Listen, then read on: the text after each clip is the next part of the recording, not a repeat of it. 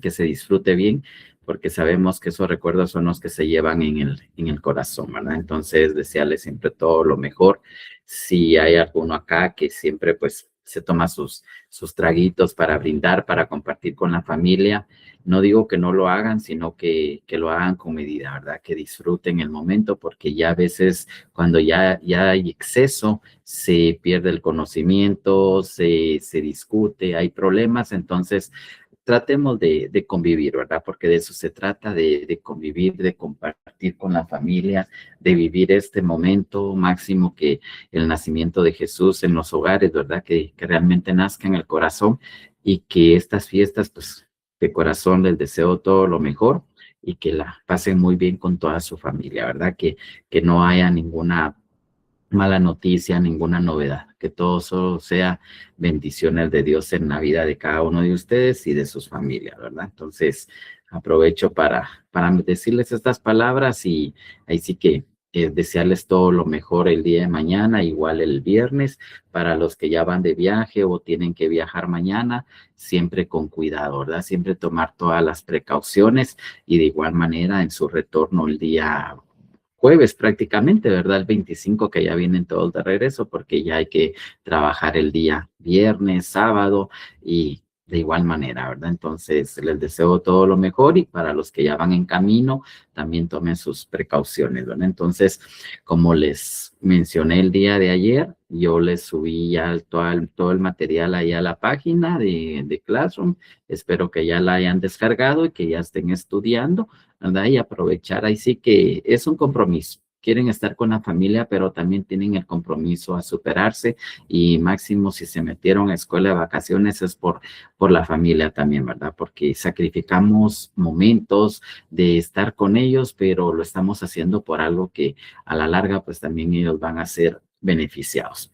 Yo, bueno, no sé si les comenté, cerré la licenciatura de lo que es el profesorado en ciencias económico-contables y la verdad que es bonito estar en ese momento porque normalmente el conductor lo que dice, sí venía a la U, pero sí lo logró, ¿verdad? Entonces, a veces, como yo les decía a mis compañeros y a las familias de ellos, que uno sacrifica el tiempo, sacrifica esos momentos y que a la larga, pues quienes se llevan el mérito de la familia, uno solo es una meta, es un proceso en la vida, lo disfruta, logró esa meta, pero la que realmente sufre es la familia, la que ahí sí que dedica el tiempo, pues, porque imagínense ustedes ahorita se dedican a estudiar, tal vez tienen a sus hijos, a su esposa, a sus papás allá a la par y les tienen que decir que disculpen, pero que van a recibir su clase. Entonces, es tiempo que sacrifican todos, que se sacrifican ustedes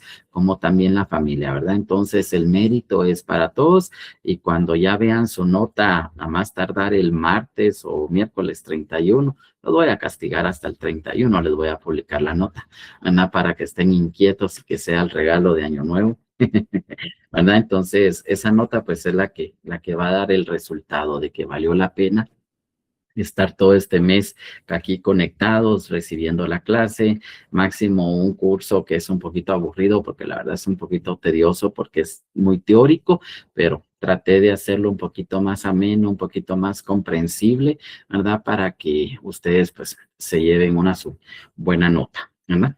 Bueno, entonces después de este corto saludo, vamos a empezar con la clase para no perder mucho el tiempo, porque como les comenté, solo vamos a tener 3 clases y voy a tratar de avanzar lo más que se pueda.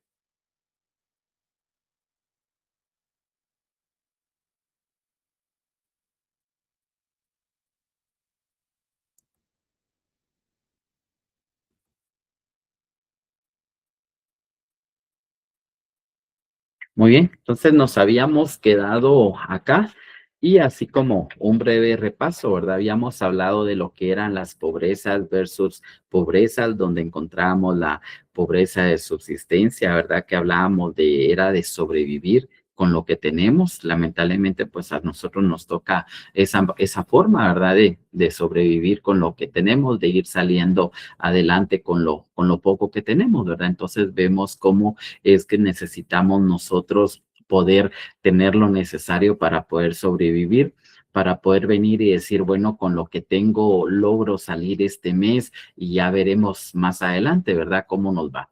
También hablábamos sobre la pobreza de resguardo, de esa seguridad que debemos de tener, de la seguridad de poder de estar bajo un techo, de poder compartir con la familia, de poder estar seguros ahí sí que con el gobierno, ¿verdad? De que el mismo gobierno pues nos tiene que proteger en este sentido.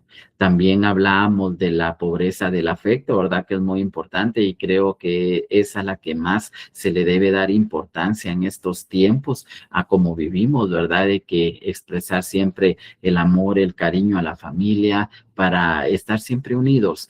Y no importa si en la mesa falta algún familiar o algo, pero estar unidos porque ese era el deseo de estas personas, ¿verdad? De que nosotros estemos en comunión, que demostremos ese afecto que máximo en la temporada que estamos es cuando más debemos de hacerlo, ¿verdad? Compartir ese afecto, decirnos cuánto nos queremos o si no tenemos las palabras, pues aunque sea por escrito, un gesto, ¿verdad? Que eso es lo importante, eso es lo que ayuda a poder salir adelante y tener esas fuerzas de poder venir y decir, bueno, no tenemos todos los recursos necesarios, pero la familia está junta. Estamos todos juntos y ahí sí que nos vamos a apoyar todos para salir adelante, ¿verdad? Entonces, hablábamos de esos tres tipos de pobreza. Y también encontrábamos lo que hablábamos de la temporal, que no podemos comparar la pobreza de años atrás con la pobreza que se está viviendo hoy. También por el espacio, no podemos comparar la pobreza que se vive en el interior del país con la que se vive acá en la ciudad capital. Contextual, pues hablaba acá de que no es lo mismo una pobreza de un país en guerra o de alguien que tiene conflictos de algún motivo con la pobreza pues que se está viviendo en un país democrático que se entiende que es un país un poco más libre, más comprensible, ¿verdad? Pero no podemos verlo, no por el contexto que se esté viviendo lo podemos comparar. Muy bien, ahora vamos a continuar y vamos a hablar sobre la pobreza absoluta versus la pobreza relativa. Dice que la pobreza puede ser absoluta y también puede ser relativa. En qué sentido es como nosotros podemos ver la diferencia? Y dice que dependiendo de la magnitud de las carencias y la forma en que éstas se distribuyen entre los grupos humanos. La pobreza absoluta representa la privación de las necesidades en comparación con el estilo de vida dominante. Tienen, no tienen, son absolutas respecto a la disponibilidad de los recursos. La dimensión relativa sitúa la pobreza en función de las desigualdades sociales mediante relaciones con el promedio vigente en la economía de ingresos, consumo y recursos. El 60% de las personas viven por debajo de $2 diarios de ingresos. Muy bien, entonces, si ustedes se recuerdan cuando vieron el video viviendo con $1 al día, ustedes me van a poder comprender en esto que les voy a decir si realmente se logra vivir con eso al día. Acá menciona con $2 al día, pero según el video ustedes se dieron cuenta que venía un grupo de jóvenes del extranjero a convivir, a vivir la experiencia que se vive en esta aldea donde ellos estuvieron, ¿verdad? Entonces ellos se dieron cuenta ahí y hacían así como que el sorteo de cuánto iban a gastar el día de hoy. Entonces, al darse cuenta que no pueden vivir ellos con $1 al día. Si yo les mencionaba a ustedes, si para tener un desayuno para 5 o 6 personas y si convertimos ese dólar en quetzales, que serían 8 quetzales al día, y que una familia pueda sobrevivir con 8 quetzales al día, es totalmente difícil. Esos jóvenes lo vieron, se enfermaron, trataron de hacer todo lo que se vive ahí en esa comunidad, incluso hasta el apoyo de la misma gente, ¿verdad? Que ven ahí que cuando alguien está necesitado, los mismos vecinos se apoyan. Entonces, vemos nosotros, ¿verdad? De que en relación a esto es difícil. No es cierto que se pueda vivir con $2 al día, que serían 16 quetzales, porque como me decía una alumna en el periodo normal, cuando vio el video, Me dijo que si ella a veces renegaba en algún momento de que no tenía los recursos necesarios, al ver este video ella había comprendido bastante que de veras hay personas que realmente pasan más necesidades y uno a veces dice, pero ¿por qué a nosotros? ¿Por qué a mí, verdad? Y no evaluamos cómo realmente se encuentra la situación de las personas dentro del país.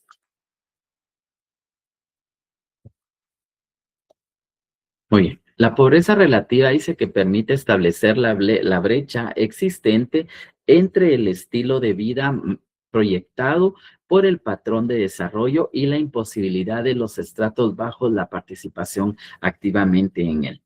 Ambas dimensiones se complementan. La dimensión absoluta señala la insatisfacción de las necesidades básicas más altas del panorama relativo. Las dimensiones relativas destacan las desigualdades entre la base y el resto de la pirámide social. Muy bien, entonces si estamos hablando acá de la pobreza relativa, nos dice que es aquel estilo de vida que yo tengo proyectado. Nosotros cuando estudiábamos nos decían en una parte de que hiciéramos nuestro proyecto de vida, cómo nos veíamos más adelante. O nos hacían la pregunta, ¿qué queremos ser cuando seamos grandes? Muchos lo primero que piensan es tener su familia, otros que tener su casa, otros tener novia, otros estudiar, prepararse, ¿verdad? Entonces, ahí es donde nosotros nos proyectamos, cómo queremos vivir nosotros más adelante, cómo nos vemos dentro de 10 años. Pero resulta que el patrón en el que vivimos, en el que nos desarrollamos o prácticamente en el lugar donde nos encontramos, a veces no nos permite que esa proyección que nos hicimos cuando en ese momento no se cumpla.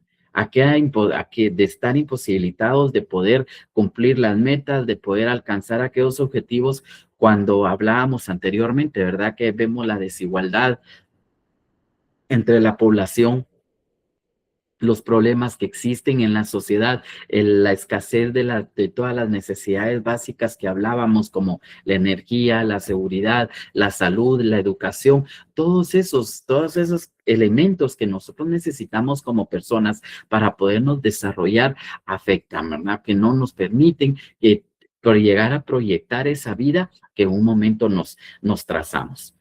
También dice acá, ¿verdad?, que las dimensiones absolutas señalan la insatisfacción de las necesidades básicas más allá del panorama relativo. Muy bien, entonces las absolutas vamos a hablar sobre la insatisfacción de las necesidades básicas y la definición de la relativa se destacan según las desigualdades entre la base y el resto de la pirámide. O sea que una nos va a mostrar la parte física, ¿verdad?, de esas necesidades, de satisfacer las necesidades básicas, y la otra se va a encargar de lo que es la desigualdad que hay entre las bases, quiere decir entre las mismas sociedades, entre esas comunidades en las que hay conflicto. A veces nosotros, yo recuerdo cuando hice mi EPS, había una aldea a la que nosotros no podíamos tener acceso. Cuando llegamos allá, nos presentamos con el COCODE, la policía, y les explicamos qué era lo que íbamos a hacer, que era un estudio socioeconómico y que íbamos a hacer una encuesta en base a la población de todas las aldeas del municipio. Y yo recuerdo que ellos tenían un mapa pegado en la pared y tenía unas tachuelitas rojas donde nos indicaban que eran la zona roja del lugar. Y les preguntamos de qué se trataba y nos dijeron que era una aldea que se llamaba Altamira y que esa pues era controlada por el narco y que ahí ni los policías entraban y que nosotros pues no íbamos a poder entrar. Lo curioso fue que cuando yo cuando se hicieron todo el sorteo de las aldeas que nos tocaba que visitar de ese municipio, resulta que había una aldea que le llamaban Ojo de Agua, y lo curioso, que el bus pasaba por la aldea de Altamira. ¿verdad? Entonces, cuando llegué, tomé el busito, nos fuimos con mi compañera, y cuando de repente se estacionó el busito para que la gente se bajara y volviera a subir. Entonces preguntamos nosotros, ¿y este lugar qué es? Aquí es la aldea Altamira, y nosotros así con mi amiga, ¿verdad? Solo nos volteamos a ver y dijimos, qué curioso, dijeron los policías que aquí nadie entra, y nosotros tan fácilmente que entramos, no nos hicieron preguntas, el bus siguió para Ojo de Agua, y cuando regresamos, el bus que nos trajo nos dejó porque solo venía para Altamira, y de ahí a Altamira teníamos que tomar un bus para el centro, ¿verdad? Entonces nos bajamos y empezamos a platicar y aprovechamos en hacer encuestas porque siempre andábamos cargando hojas extras, ¿verdad? Aprovechamos en encuestar y todo eso, y no hubo ningún problema, ¿verdad? Entonces, cuando preguntamos, nos dijeron que sí, que la policía no entraba ahí, pero que ellos estaban más protegidos por las personas de ahí que del mismo gobierno, o sea, que la misma policía, ¿verdad? Entonces nos dieron a entender que esa aldea no tenía conflictos, no tenía problemas con nadie, no se metían con nadie, y ellos estaban bien. Pero se entiende, ¿verdad? Y a veces hemos escuchado de que los narcos, pues, cuidan a la población, pero con la intención que ellos también los protejan, ¿verdad? Entonces, vemos ahí cómo se ve esa desigualdad entre las sociedades. Cuando alguien señala a tal lugar como zona roja, no quieren ni pasar por ahí por ciertos conflictos, ¿verdad? Entonces, vemos cómo este tipo de dimensiones se enmarcan bien, ¿verdad? Una la absoluta se va a basar más en lo que son las necesidades básicas, y la relativa entre esas desigualdades que van a haber. O sea, que siempre va a haber una como cuantitativa, que era lo que habíamos visto, que sería la absoluta, y la relativa sería como la cualitativa, ¿verdad? Que va a haber las desigualdades, y la otra la insatisfacción de las necesidades, ¿verdad? Entonces, para diferenciarlas, si en algún momento en el examen les viniera alguna pregunta de estas. Entre la dimensión objetiva y la dimensión subjetiva de la pobreza, dice que la dimensión objetiva de la pobreza destaca las manifestaciones visibles de la misma. Incluye aspectos descriptivos que muestran o revelan las características que asumen en determinados grupos sociales y de acuerdo con un contexto sociopolítico y cultural determinado en un ámbito socioespacial específico. Muy bien, entonces la realidad objetiva. Cuando nosotros decimos es que hay que ser más objetivos, hay que ser como que más directos en este sentido. Entonces, recordando el curso de técnicas de investigación, se recuerdan de que ahí se ven los que son los objetivos, el objetivo general y los objetivos específicos, ¿verdad? Entonces, ¿a dónde quiere llegar? El objetivo es lo que me quiere decir a mí, qué es lo que yo quiero alcanzar, a dónde quiero llegar. Entonces, si lo vemos con la imagen que tenemos a un lado, podemos ver de que hay dos jovencitos ahí viendo hacia la ciudad. Puede ser que ellos se encuentren basurero o algo parecido, pero ellos están viendo hacia la ciudad. Quizás en ese momento están pensando que en algún momento van a estar en ese lugar, que quizás más adelante van a poder vivir ellos en ese lugar, ¿verdad? Entonces, vemos nosotros cómo es que nos podemos nosotros plasmar esos objetivos, a dónde queremos llegar nosotros.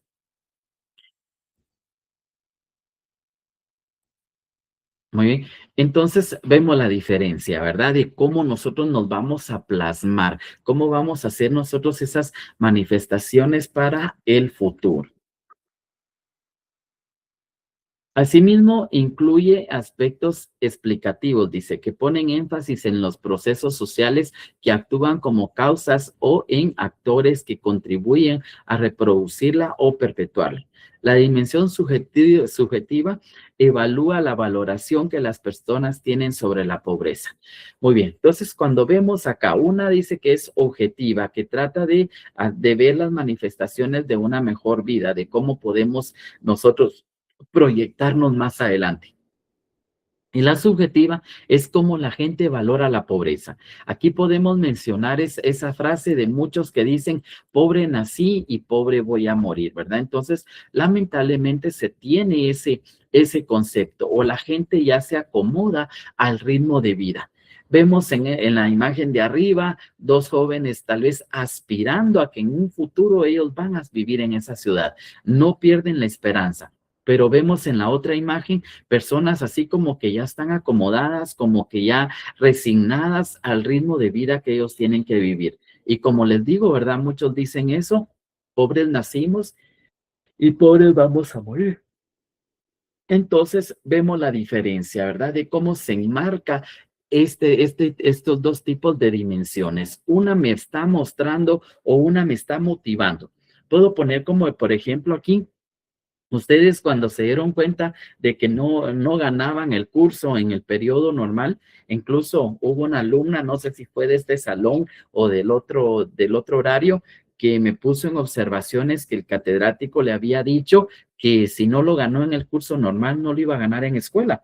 Y la verdad que es un reto. Yo siempre he dicho que cuando a mí me dicen que no puedo hacer eso, es un reto para mí de poder demostrar lo que sí puedo. Si en el camino me doy cuenta que sí de veras no podía, pero por lo menos lo intenté. Pero a diferencia de que yo diga no puedo, es porque yo ya lo reconocí, yo ya lo acepté y estoy convencido de que no voy a poder hacer eso. Pero mientras alguien me diga que no lo puedo, está en que yo lo intente, ¿verdad? Entonces, lo que le decía este catedrático a esta alumna, la verdad que como profesional me molesta la actitud porque en lugar de venir y decir, bueno, pues por lo menos metas escuela, ya lleva una base, por lo menos ya sabe de qué se trata el curso, solo tiene que ponerle un poquito más de interés, ya tiene material, estúdielo porque van a ver lo mismo. Es como que motivar al alumno y no venir y decirle, si no lo ganó en el semestre, no lo va a ganar en escuela, ¿verdad? Entonces, eso es así como que ser uno pesimista y no ser motivador en ese sentido, ¿verdad? Pero me alegra que la chica se haya metido de nuevo a lucharlo, pues, o sea, porque ese es prácticamente podría mencionar su dimensión objetiva, que lo que quiere es ganar el curso. No le importa si le dijeron que no se podía o no se podía, es de intentarlo. Imagínense que ella hubiera dicho, bueno, sí tiene razón, no lo gané en el semestre, mucho menos en escuela, pero se metió y no sé cómo irá con sus notas, pero espero pues que vaya bien, ¿verdad? Que le esté yendo re bien y que sí se logre esa meta. Si en caso no, como digo yo, no, por lo menos no perdí el tiempo, por lo menos lo intenté y sé que sí puedo lograrlo, ¿verdad? Entonces vemos la diferencia entre estas, acomodarme a venir y decir, no gané socio y para qué meterme a escuela, mejor la llevo el otro año otra vez. Va, perfecto, un problema, el curso se puede repetir y como me dijeron a mí en una ocasión, mira, la universidad no se va a mover nunca de la zona 12 porque viví una experiencia donde yo tuve que retirarme de la universidad y me sentía mal por hacerlo, pero como me dijeron, mira, ahorita aprovecha, adquirir la experiencia que necesitas, igual la universidad nunca se va a mover de donde está, ¿verdad? Entonces, son cosas que uno pues tiene que evaluar en la vida, ¿verdad? ¿Qué es lo que tiene más prioridad? Entonces, aquí con los ejemplos pues podemos ver estas dos. Una, donde yo quiero alcanzar mis metas, quiero lograr lo que yo me plasmé en la vida, pero también hay momentos en que uno pues tiene que reconocer que no se puede, pero no quiere decir acomodarse, quedarse ahí, ¿verdad? Donde estoy, aquí nací, pues aquí me voy a morir, hay oportunidades de salir de ese lugar y no, aquí estamos bien, ¿verdad? Entonces, una es trazarse metas y la otra prácticamente es acomodarse a lo que se tiene.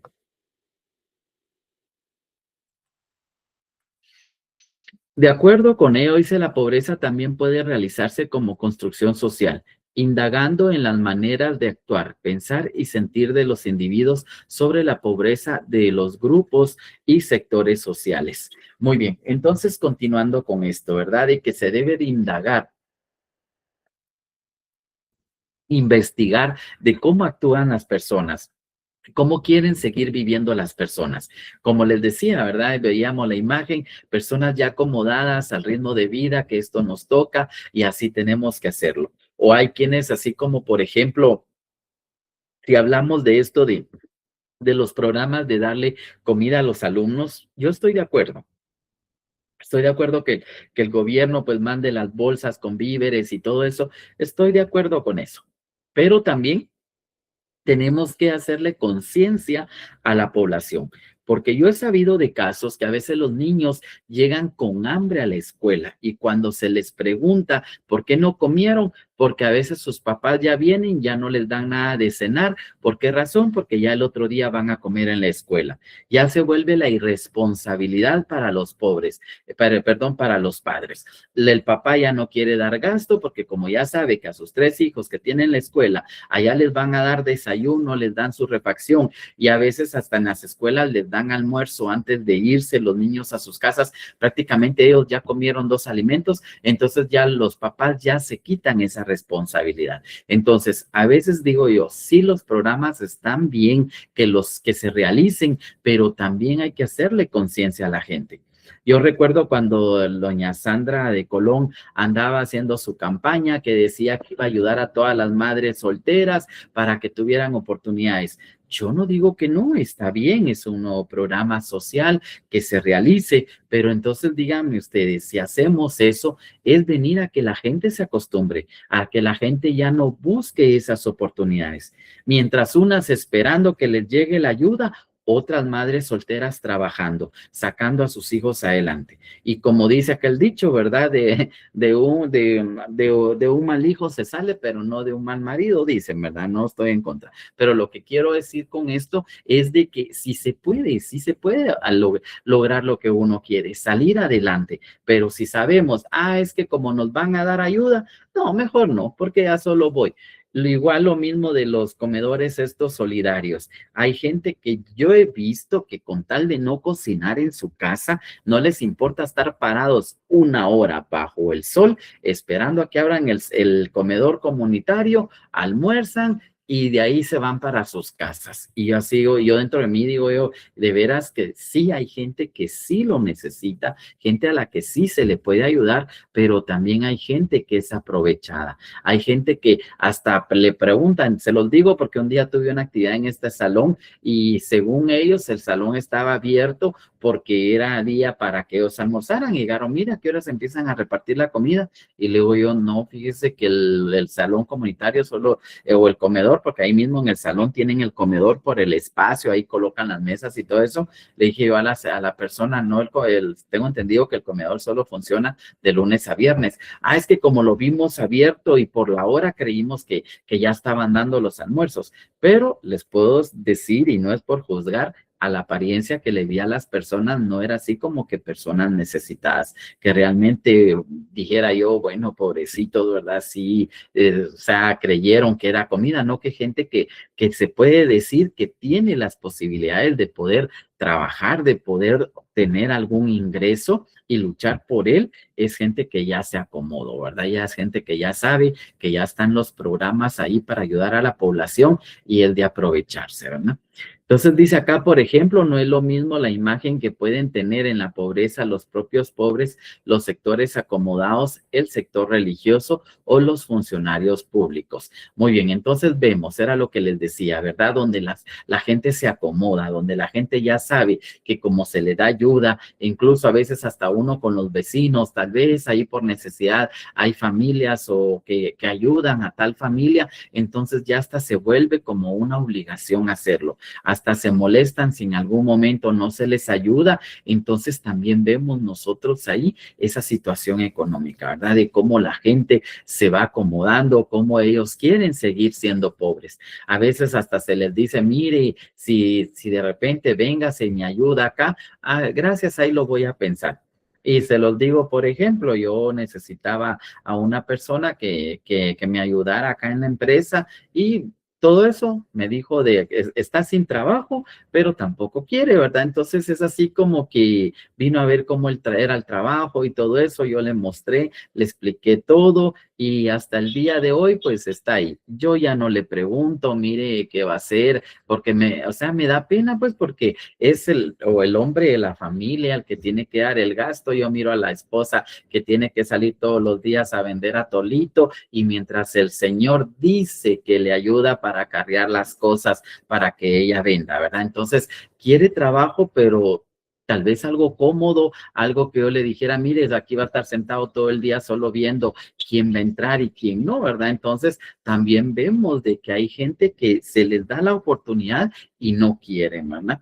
Cuando habla del sector religioso, también a veces esperamos que por la religión, que esperamos que la iglesia nos ayude, que la iglesia apoye en todas esas circunstancias, tampoco no se puede, ¿verdad? Porque hay gente que no quiere salir de la pobreza. Vemos ahí la imagen de personas ayudando a la sociedad, ¿verdad? Entonces, vemos eso, sí se puede hacer, pero también la gente debe poner de su parte, ¿verdad? Como dice aquel dicho, ayúdame que yo te ayudaré. Entonces, vemos esto.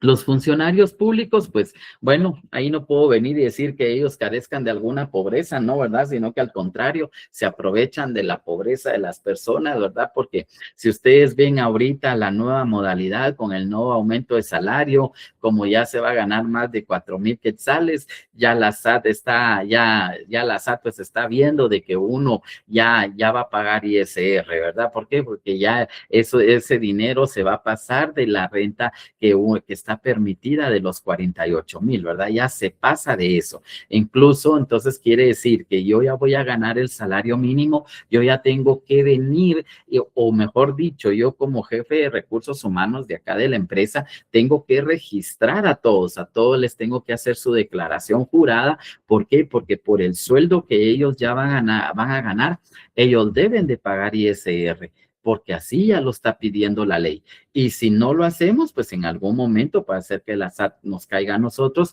y nos sancione por no hacerlo, ¿verdad? Entonces, ¿cómo se está viendo esto? ¿Cómo ahí sí que el gobierno se aprovecha, como dice, de los pobres, ¿verdad? Del que no tiene, ahora obligarlo a pagar. Y dicen ahí de que pues se les va a reintegrar el IVA si presentan su planilla del IVA y todo eso, ¿verdad? Entonces, esa nueva modalidad que trae. Entonces, aquí, ¿qué sucede? Pues que los funcionarios públicos pues apoyan todos estos reglamentos, todas estas nuevas leyes. ¿Por qué? Porque saben que algo van a ganar ellos. E incluso hasta si hablamos de ellos, que no hacen nada en esos puestos y reciben un buen sueldo, ¿verdad? Entonces, también vemos ahí, y no podemos comparar las pobrezas, ¿verdad? Las carencias de cada uno. Podría yo mencionar que los funcionarios públicos pues carecen de valores, ¿verdad? Esos afectos, esa enseñanza que nos dan a nosotros desde la casa, ¿verdad? De tener esos valores morales que son muy importantes en la vida, ¿verdad? Los pobres suelen sentirse, dice, diferentes entre sí, señalando que algunos de ellos son pobres y otros no.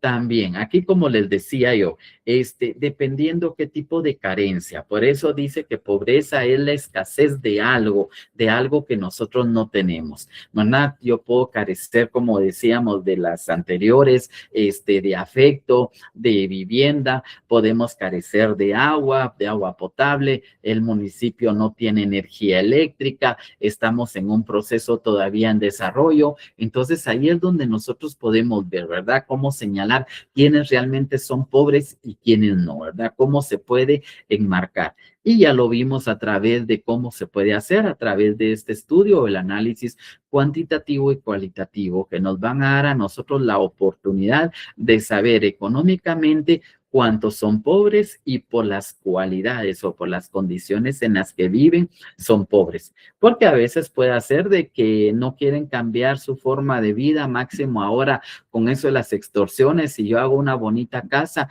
luego piensan que tengo dinero sin saber que estoy endeudado, que hipotequé el terreno para construir mi casa, ¿verdad? Pero como miran que uno ya más o menos tiene, empiezan las extorsiones, ¿verdad? Entonces ya es mejor seguir como uno está viviendo, porque así como estoy, nadie se mete conmigo, ni siquiera se van a acercar a quererme extorsionar, ¿verdad? Entonces, uno también hasta eso piensa, uno en la forma de que si pongo mi negocio, luego caen las extorsiones, ¿verdad? Entonces, vemos aquí esta forma de vida, ¿verdad? De saber quiénes son pobres y quiénes no.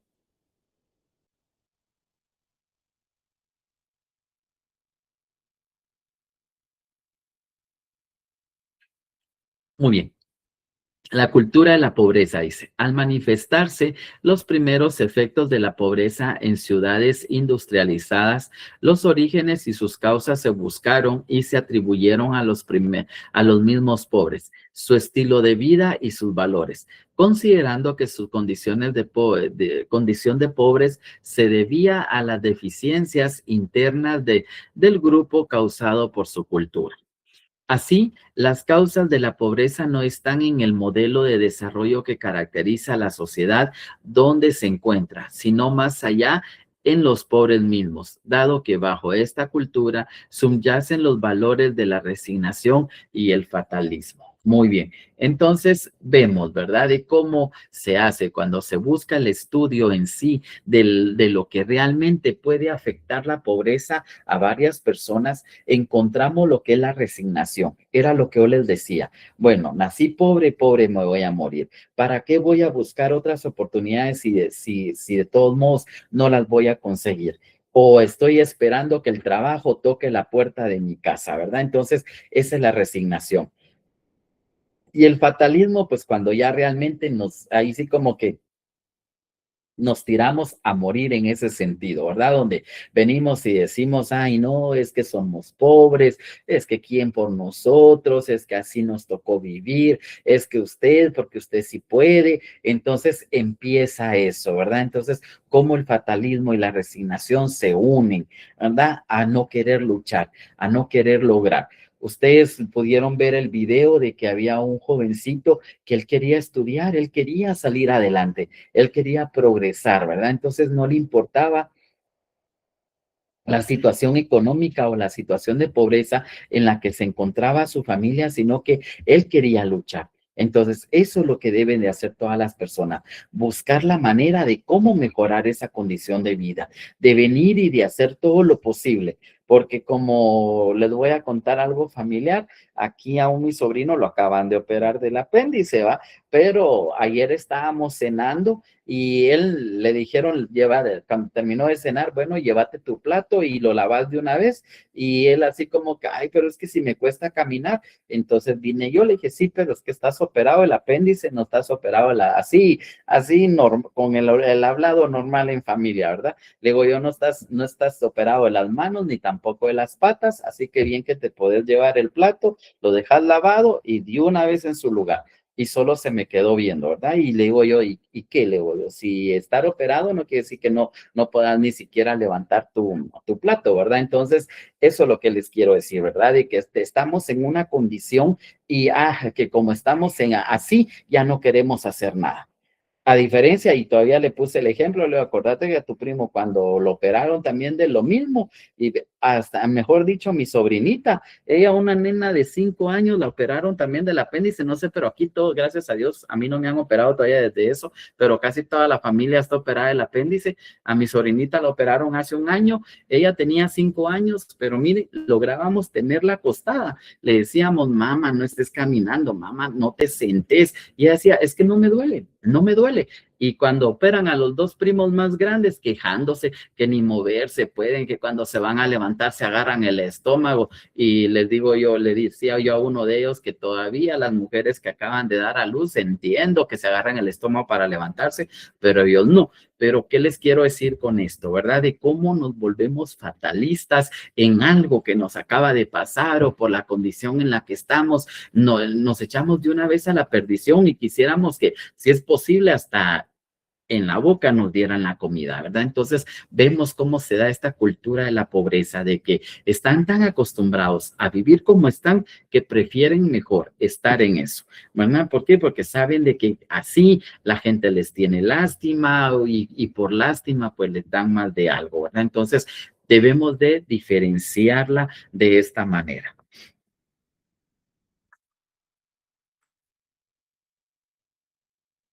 Menciona que el pobre es pobre porque quiere estar en esa condición, ya que no busca medios para salir de esta forma, ¿verdad? De vida. Entonces, ¿cómo nos fue lo que les menciono, verdad? Esas de donde se acomodan, donde se resignan a estar en ese ritmo de vida, a estar en esa manera de cómo ellos la están viviendo, ¿verdad? Entonces, ahí sí que como menciona, ¿verdad? Quiere ser pobre porque realmente quiere estar pobre la persona en este sentido, ¿no?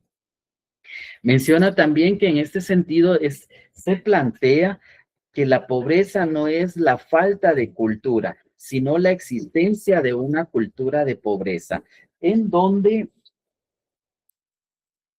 existiendo los medios para mejorar su bienestar, las personas deciden no mejorar. Entonces, es lo que les menciono, ¿verdad? De que oportunidades para poder salir adelante hay un montón. Todo es que nosotros nos lo creamos y querramos salir adelante.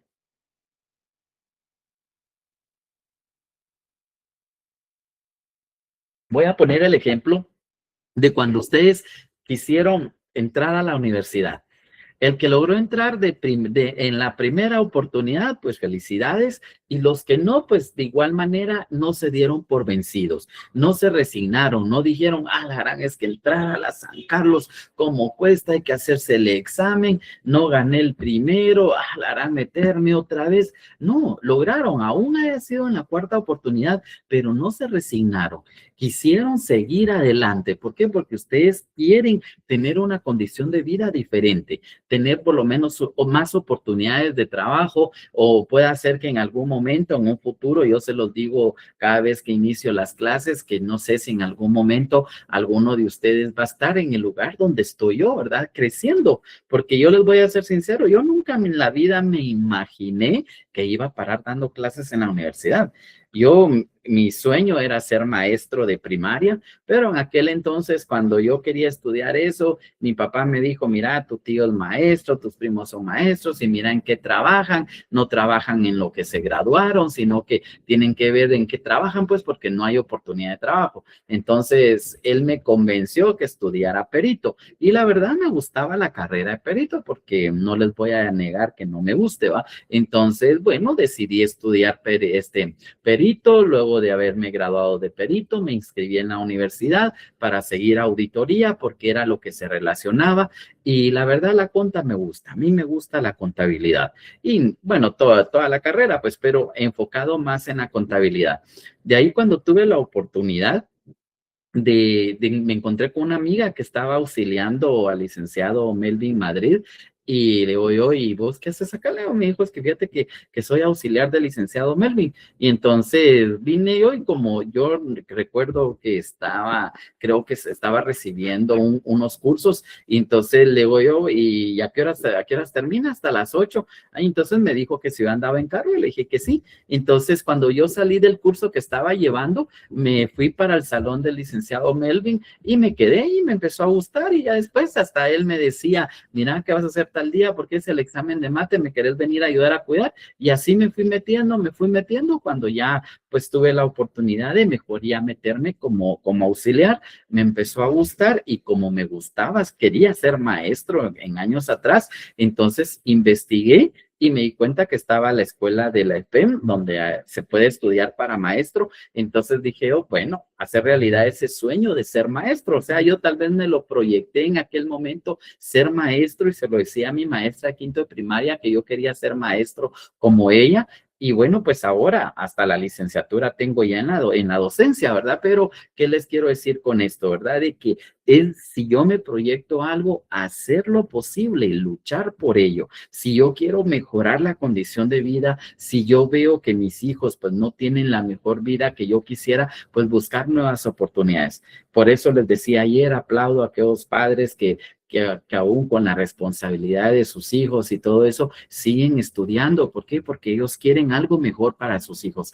Y también el ejemplo para los hijos, que nunca hay que dejar las cosas a medias, ¿verdad? Si por cuestiones de la vida, un accidente o situaciones, pues lo obligan a uno, eso ya es otra forma. Pero no es el motivo tampoco para que nosotros dejemos de desarrollarnos. Y como dice acá el párrafo, ¿verdad? No es por la falta de cultura, sino la resistencia de esa cultura de pobreza en la que uno quiere permanecer, solo porque esta es la condición que yo tengo, así vivieron mis papás y así voy a vivir yo. No, es de venir y tratar de mejorar, de buscar la manera. Si no puedo yo solo, pues buscar las oportunidades, de buscar grupos. Si estamos hablando de mejorar la sociedad, yo recuerdo cuando venimos a vivir aquí a San Juan, les hablo de unos 20 años atrás, donde yo vivo exactamente, no había agua potable en ese entonces, se compraba agua. Y yo recuerdo que el señor de enfrente tenía un su pozo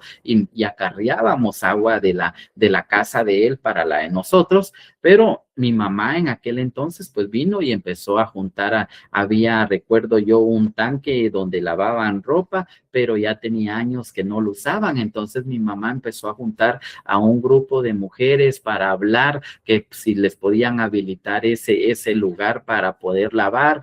Y de ahí, miren, se empezó a formar el grupo que, gracias a Dios, pues ahí sí que a través de la iniciativa de mi mamá se armaron los comités de casi 4 aldeas alrededor y se logró habilitar ese tanque de agua, ¿verdad? Entonces ya empezaron a formarse las mujeres y con todo ese proceso, de repente pues ya se empezó a hablar para conseguir un pozo y una persona cedió su terreno, hicieron un pozo y ya se empezó a tener el agua potable, ¿verdad? Entonces buscar a esas personas, dar esa oportunidad, ¿verdad? Si yo no puedo lograrlo solo, pues entonces buscar a las personas. ¿Para qué? Para poder unirse y salir adelante. Y la idea esto de los cocodes, ¿verdad? Que de eso se trata, de buscar la mejoría, incluso de ver si alguien de la familia o alguien de la comunidad no le está yendo bien, buscar esas oportunidades, pero darnos la oportunidad nosotros de querer salir adelante, porque aunque a mí me pongan todo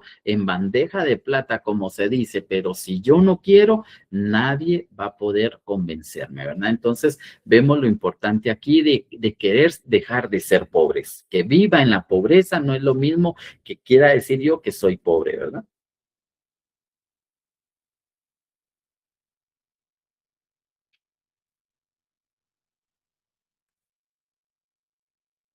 La situación de la pobreza, dice, las causas. Especialistas en el tema de la pobreza consideran que para poder estudiar la pobreza deben estudiar los problemas de empobrecimiento. Y entre ellos vamos a encontrar las causas que lo producen y cómo éstas se interrelacionan. Otra forma de avanzar en en la comprensión de la complejidad de los procesos de producción de la pobreza se puede lograr observando de forma más cercana las acciones y los actores que están involucrados en el proceso. Muy bien, entonces para poder comprender también la situación de la pobreza es ver qué lo causó, qué sucedió para que esto se produjera, ¿verdad? Y de cómo se van a relacionar todos los efectos de esta pobreza. Si nosotros podemos empezar y decir, bueno, antes que viniera la conquista, no puedo imaginarme cómo era, pero me imagino que todo estaba bien. Todos tenían sus propiedades, todos trabajaban, todos iban desarrollando, evolucionando poco a poco con el tiempo, ¿verdad?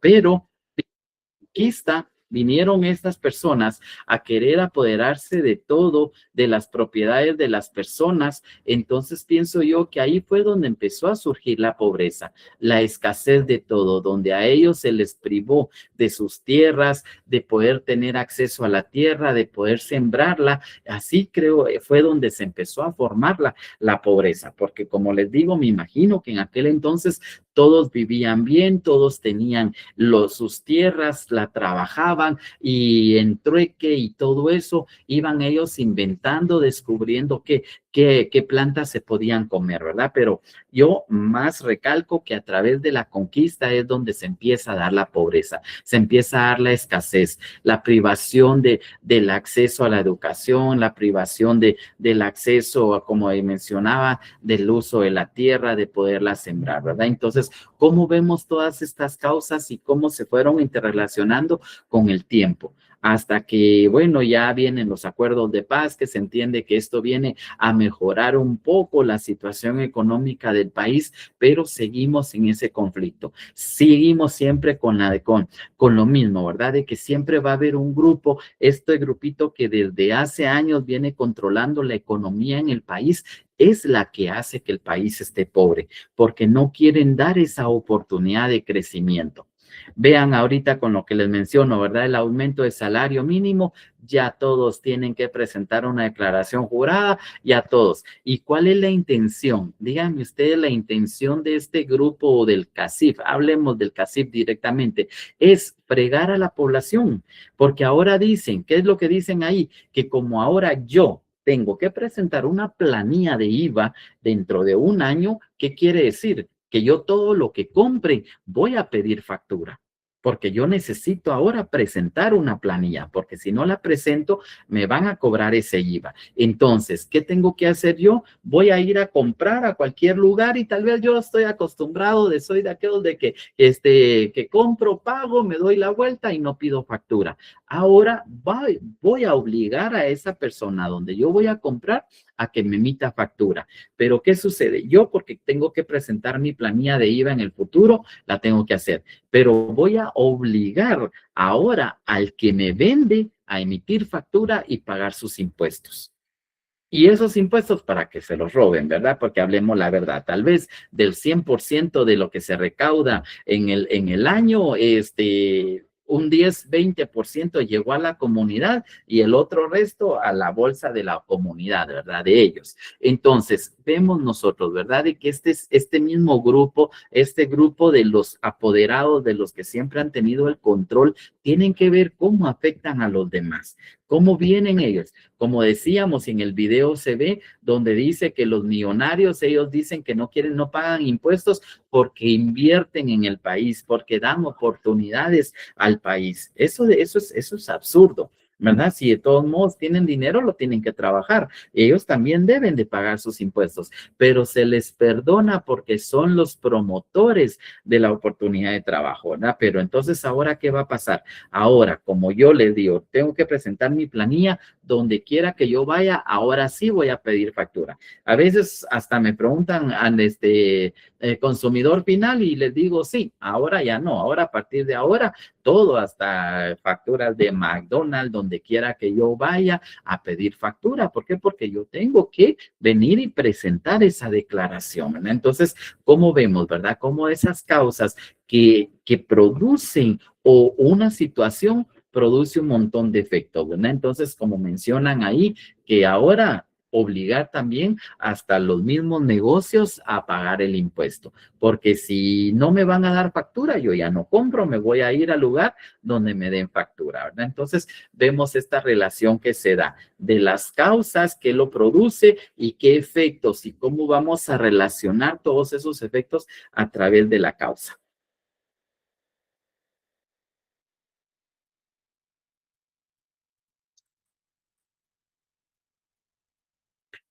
Se puede decir que la pobreza en Guatemala tiene orígenes estructurales debido a la vulnerabilidad del modelo económico nacional de agroexportación, economía de subsistencia respecto a las determinantes del mercado internacional.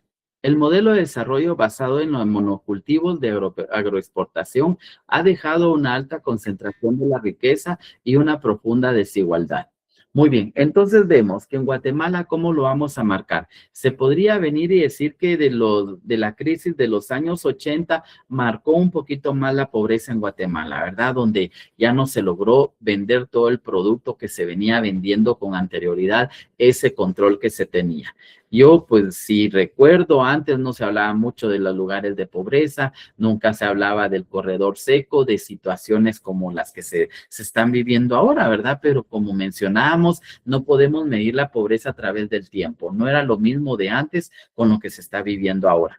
Y menciona acá la economía de subsistencia. Era lo que veíamos nosotros, ¿verdad? Esa pobreza de subsistencia, donde nosotros tenemos que ver con qué sobrevivimos. Si podemos ver la imagen, ahí vemos a una familia con un trastecito, puede ser que sea un chirmolito y ahí remojan ellos su tortilla. En un solo trastecito comen, ¿cuántas personas vemos ahí? 5. Bueno, 6 porque también el bebé tiene que alimentarse a través de la mamá, ¿verdad? Entonces, vemos cómo un solo platito de comida tiene que ser el sustento para toda una familia. Entonces, esa familia tiene que sobrevivir con ese pedazo, con ese trastecito, con tal vez unos 3 tomatitos que logró destripar la mamá ahí para poder comer todos. Entonces, vemos, ¿verdad?, cómo es esa necesidad, cómo el país pues debería de mejorar esa situación. Aquí la excusa que porque el monocultivo ya no se dio mucho la exportación como era, el país siempre va a poner pretextos, siempre va a decir de que sí, que la deuda externa, que tienen que cumplir con todo ese compromiso, pero ¿en dónde está todo lo que se recauda?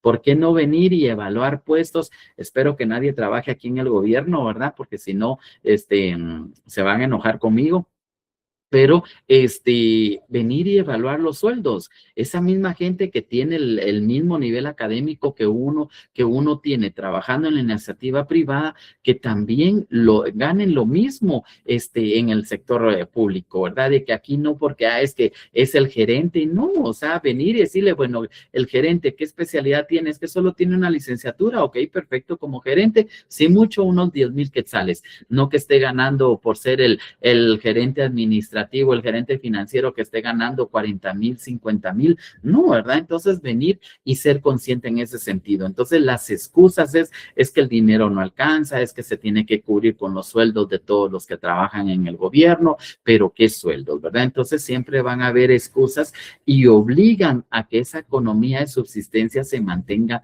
en Guatemala, de que no podamos nosotros venir y decir, bueno, vamos a salir, ¿verdad? Sí se puede salir adelante.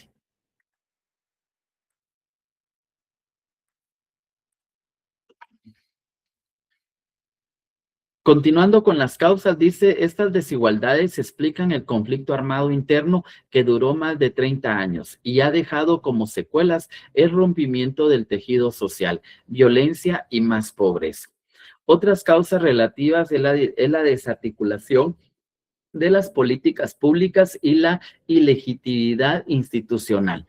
Muy bien, entonces cuando nosotros estudiamos, y si ustedes un día leyeran el documento 502 de Ríos Montt, se ve como y se vive lo que fue la guerrilla en aquel entonces, ese conflicto armado que se dio cuando él decidió dar un golpe de Estado. ¿Por qué? Con la intención de mejorar la situación del país, ¿verdad? De dar una nueva oportunidad al país, pero lamentablemente, ¿verdad? Como decimos, con los intereses que están ocultos, ¿cuál es la intención? Lamentablemente en este conflicto armado que se dio, pues mucha gente indígena fue la más afectada, fueron los que murió mucha gente de ellos, algunos todavía siguen peleando sus derechos, ¿verdad? Por haber participado en ese conflicto, pero nosotros vemos cómo esto rompió el tejido social de Guatemala, cómo afectó a la sociedad, cómo afectó principalmente a las comunidades en el interior del país, la violencia que se dio, ¿verdad? Y generando más pobreza, generando menos oportunidades de poder acceder a puestos importantes o por lo menos a encontrar un buen trabajo, a poder tener derecho a lo que es la educación, a la salud, ¿verdad? Que es lo que hemos hablado, que son los efectos que causa la pobreza, ¿verdad? La escasez de todos esas necesidades básicas que veíamos al principio y que son necesarias y que por ley el gobierno tiene que satisfacerla, ¿verdad? Tiene que darle esa oportunidad a lo que es su nación. Muy bien, lo vamos a dejar en esta presentación por el día de hoy y les voy a compartir solo que me dan tiempecito porque hoy sí no lo busqué antes de tiempo.